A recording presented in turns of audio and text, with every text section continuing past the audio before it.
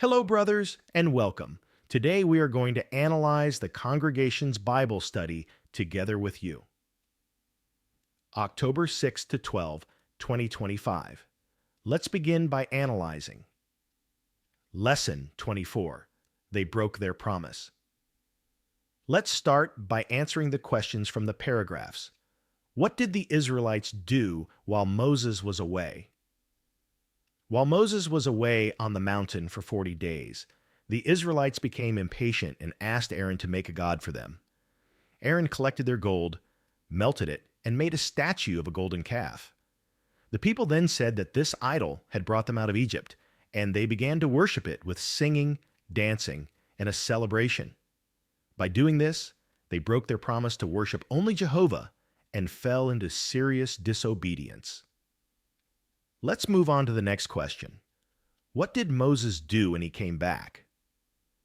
When Moses came back and saw the Israelites worshiping the golden calf, he became very angry and took immediate action.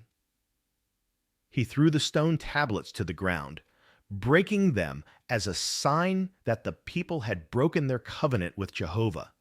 Then he destroyed the idol completely.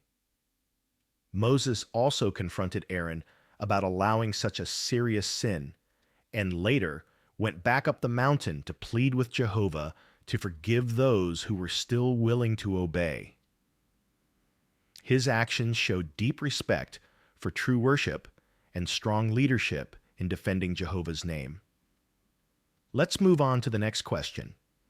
What does this teach us about Jehovah? It teaches us that Jehovah is a powerful deliverer who does not abandon his people when they face danger. He can use his creation in miraculous ways to protect and save those who trust in him. It also shows that he keeps his promises. He didn't just take the Israelites out of Egypt. He ensured their complete freedom by destroying their enemies. Next question. What practical lessons can we learn? This teaches us that Jehovah takes obedience and true worship very seriously, but he is also merciful toward those who are willing to repent and return to him.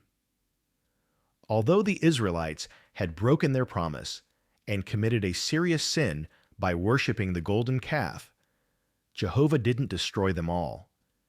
Instead, he forgave those who still wanted to obey him. This shows that Jehovah sees what's in each person's heart. He won't tolerate rebellion, but he is patient and willing to show mercy to the humble and obedient.